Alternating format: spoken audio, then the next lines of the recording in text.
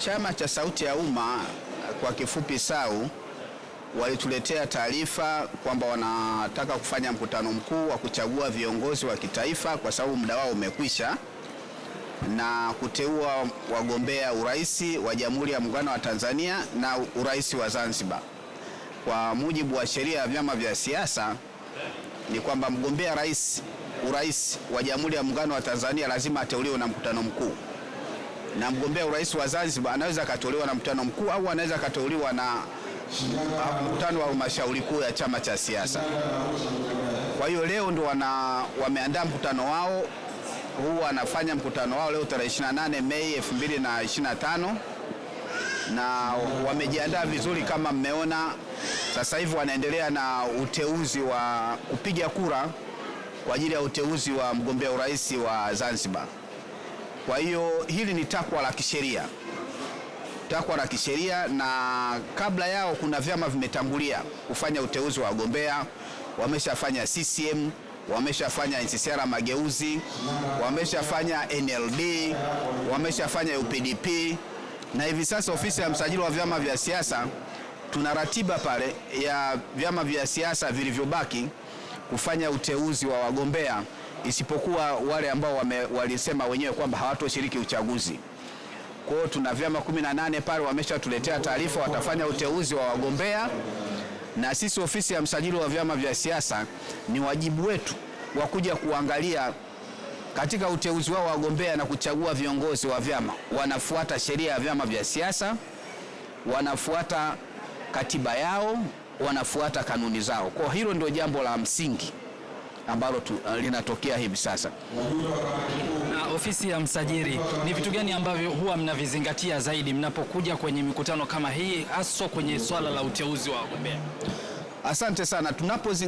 Tunapokuja hapa, kwanza ni kuangalia zile taratibu za sheria ya vyama vya siasa zimefuatwa, na mmojawapo kama niliyosema kwamba mgombea urais anapaswa kuteuliwa na mkutano mkuu. Tunaangalia wajumbe wa mkutano mkuu wapo. Huu ni mkutano mkuu, na mkutano mkuu unakuwa na wajumbe wa mkutano mkuu, na ili uwe mkutano mkuu inatakiwa akidi iwe imetimia. Kwa hiyo tunawategemea wasome akidi. Sisi tuna katiba yao hapa, tuna laptop zina katiba, tunaangalia katiba ya ile chama kama akidi ndio inavyosoma ni vile, na tunaangalia na namba ya washiriki waliopo. Kwa hivyo ndio vitu vya msingi. Pia tunaangalia utaratibu unaofuatwa wa kuteua wagombea, kwamba kama katiba yao imesema mgombea anatakiwa ili kupitisha lazima kura za siri zipigwe. Kama hivyo mnaona kuna kura za siri zinapigwa. Kwa hiyo tunaangalia kweli kura za siri zinapigwa.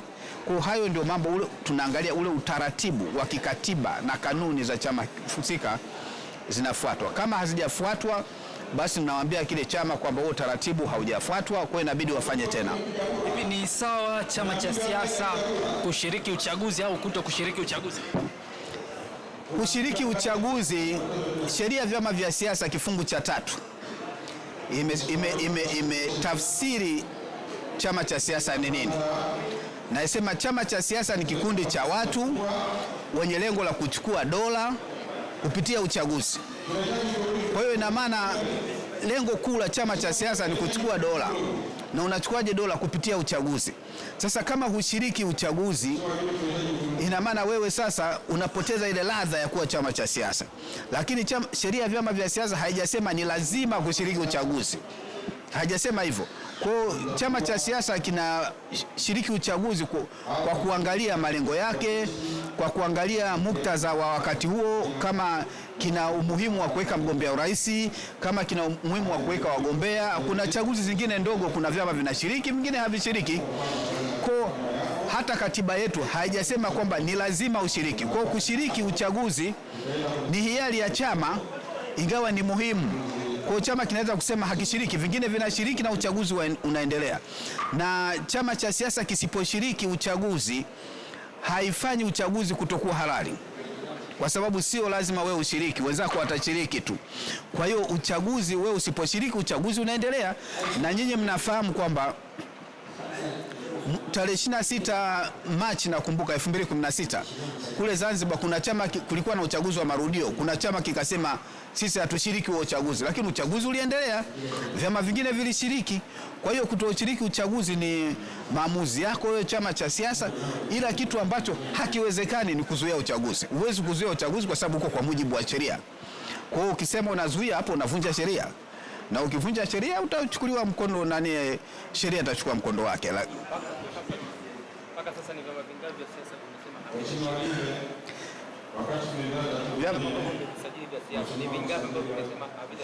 kwa hivi sasa tunasikia, na nyewe mmeshasikia, kuna chama kimoja tu ambacho kimesema kwamba wao hawatoshiriki na hawakwenda hata kusaini maadili, na tume ya uchaguzi tarehe 12 Aprili 2000 iliandaa zoezi la kusaini maadili, wakasema hawaji, wakasema hawashiriki uchaguzi, na ndio wamesema wenyewe kwa wao wamejitoa kwenye kushiriki uchaguzi. Kwa vyama 18 vimeshathibitisha kushiriki uchaguzi. Hiki chama kimoja chenyewe ndio kimesema akishiriki. Kwa uchaguzi unaendelea, na kama mmevyoona uandikishaji umeshaanza, na sasa hivi tume wanakwenda kwenye awamu ya pili, na sisi ofisi ya msajili wa vyama vya siasa ni jukumu letu kusimamia uteuzi wa wagombea ndani ya vyama vya siasa ili waende kule wakaombe kuteuliwa na tume ya uchaguzi. Uteuzi wa wagombea unaendelea kama mnavyoona hivi leo, SAU wanafanya uteuzi. Kwa hiyo mchakato wa uchaguzi unaendelea, uchaguzi utakuwepo, uchaguzi upo, hauzuiriki kwa sababu upo kwa mujibu wa Katiba ya Jamhuri ya Muungano wa Tanzania, upo kwa mujibu wa sheria ambazo zimetungwa na Bunge la Jamhuri ya Muungano wa Tanzania, na upo kwa mujibu wa sheria kule Zanzibar ambazo zimetungwa na Baraza la Wawakilishi. Na Watanzania wanajisikia fahari kuchagua viongozi wanawapenda, na nchi hii niwaambie jamani, katika nchi ambayo ina demokrasia ya hali ya juu ni pamoja na Tanzania. Kwa sababu Tanzania ndio nchi ambayo wewe unaweza kuwa unalalamika mtaani tu, ndio upo mtaani, uko kwenye vyombo vya habari, nyewe kuna mtu anawazuia kuchukua habari? Hakuna. Mtu anakuja sema naomba mageuzi haya, nalalamikia jambo hili, unalalamika wazi, unaongea wazi. Hiyo ndio demokrasia. Kwa sababu kuna nchi ambayo huwezi wewe hata kwenda kwenye chombo cha habari ukaongea. Sasa hii nchi yetu na demokrasia hali ya juu. Wao wote ambao wanatamani mabadiliko fulani wanayasema, wale ambao wanasema mabadiliko tushafanya yako vizuri wanasema. Kwa hiyo kila mtu anasema lake kwa mujibu wa katiba, ili mradi uvunji sheria. Ukivunja sheria unashughulikiwa, kwa sababu uhuru wa kuongea haukupi wewe tiketi ya kuvunja sheria. Kuwa mwanasiasa hakukupi tiketi ya kuvunja sheria. Ukivunja sheria unakuwa kama raia wa kawaida, ukishughulikiwa unashughulikiwa kama raia wa kawaida. Vyama vya siasa vinakutana kama hivi, vinateua wagombea. Kwa demokrasia yetu kwa kweli iko vizuri sana, na sisi tunamshukuru Mungu, na tunachoomba tu amani iendelee kudumu, utulivu uendelee kuwepo, na umoja wetu uendelee kudumu. Kama hapa mnaona kwenye mkutano huu kuna Wazanzibari hapa, kuna watu wanaotoka Tanzania bara tupo, kuna watu wanaotoka maeneo tofauti ya Tanzania bara, kuna watu wanaotoka maeneo tofauti ya Zanzibar, wapo hapa kwenye chama chao, wanafanya kazi ya kuteua wagombea, wanafanya kazi ya kuteua viongozi wao. Kwa kweli tunajivunia sana nchi yetu, tunajivunia sana demokrasia tulionayo. Asante sana. Naibu, labda la mwisho hapo, huwa mnapata fursa pia ya kuweza kusikiliza, kwa sababu nyinyi ni walezi wa hivi vyama, mnapata fursa ya kuweza kusikiliza malalamiko au chochote ambacho kinachohusiana na hivi vyama kwa ujumla? Vyama vya siasa wajibu wao kwanza lazima uelewe. Kama nilivyosema, moja ni kushiriki uchaguzi ili kuchukua dola. Wana wajibu mwingine wa kunadi sera zao, si ndio? Halafu wana wajibu mwingine wa kutoa maoni mbadala, sera mbadala, si ndio? Kwa sasa wewe wanapotoa sera mbadala, wewe unaweza ukaziita jina tofauti. Kuna wengine wanaita malalamiko, wengine wanaita maoni, wengine wanaita mapendekezo, si ndio? Kwa sisi tunasikiliza kama wananchi, ila sisi tunachoangalia katika ile kwa mujibu wa sheria yetu, ukitoa maoni, ukitoa sera mbadala, ukitoa mapendekezo, usivunje sheria. Kwa sababu sheria yetu inakataza. Hata hapa imeongewa hapa hata na mwenyekiti wa SAU akasisitiza kwamba vyama vya siasa mnaponadi sera zenu msitumie lugha za matusi, msitumie lugha za dhihaka kwa viongozi, kwa sababu viongozi wanaheshimika. Hata nyewe wanahabari mna viongozi wenu, utapenda mtu aje akamtukane kiongozi wako kisa anataka jambo? Hamna mtu atakubali. Kwa hiyo akasisitiza, na sisi tunasisitiza siku zote, unapotoa mapendekezo yako kama chama cha siasa, unaponadi sera zako, unapotoa pendekezo, maoni, basi fuata sheria. Usitoe lugha za matusi, usitoe lugha za dhihaka, usichochee fujo. Uwezi ukasema mimi jambo hili nalazimisha lisifanyike. Haiwezekani. Utaratibu wa kisheria peke yake ndio unaweza ukafanya jambo lisifanyike. Kwa hiyo hiyo ndio jambo ambalo tunasisitiza, na tunaviasa vyama vya siasa wakati huu katika mchakato huu wa uchaguzi, na wakati wa uchaguzi wazingatie sheria. Polisi wana msemo wao mzuri tu kwamba utii wa sheria bila shuruti. Sio lazima ushurutishwe kufuata sheria.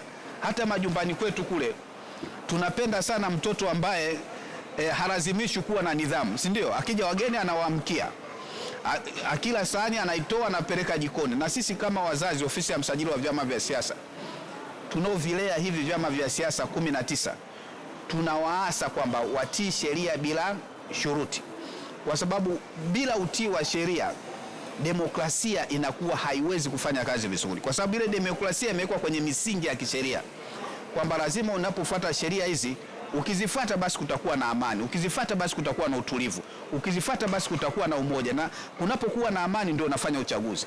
Huwezi kwenda kufanya uchaguzi kule Goma, Kongo, haiwezekani pale, si ndio? Kwa sababu pale tayari kuna tension.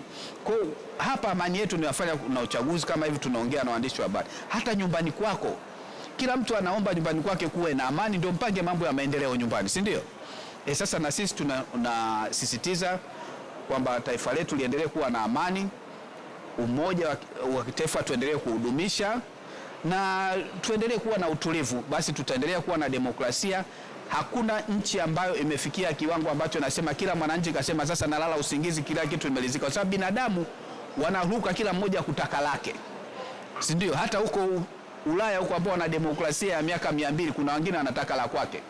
Lakini demokrasia, hata kanuni za uchaguzi zinapimwa kwa viwango vya kimataifa, sio kwa kila anachotaka mtu, si ndio? Kwa sababu hata ukisema kila anachotaka mtu, hata jana wale jamaa wale wa kule South Africa wangetaka lile liwe goli, si ndio? Lakini wakaambiwa hii ni offside kwa viwango vya nini, vya michezo, si ndio? Kwa viwango ndio vinapima ule ubora wa jambo, sio unachotaka wewe, kwa sababu kwenye ushindani kila mtu anataka ashinde, anataka lake. Ndio maana tunaposema kwamba mageuzi ya uchaguzi yamefanyika, yako standard, yako vizuri, kanuni, mambo ya uchaguzi yako vizuri nchini, yanapimwa kwa viwango vya kimataifa, sio kwa anachotaka mtu. Kwa hiyo ndio maana hata sheria tunaposema demokrasia nchi iko viwango vizuri, viwango vya juu, tunaipima kwa viwango vya kimataifa, tupime unavyotaka wewe. Kwa sababu tukiangalia vyombo vya habari mnafanya kazi kwa uhuru. Mtu hata anayotoa maoni anaongea tu, anaongea kwa uhuru. Basi hiyo ndio demokrasia. Kwa hiyo vinapima kwa vile viwango ambavyo vimewekwa duniani. Baada ya kusema hao, ni washukuru sana. Tunakushukuru.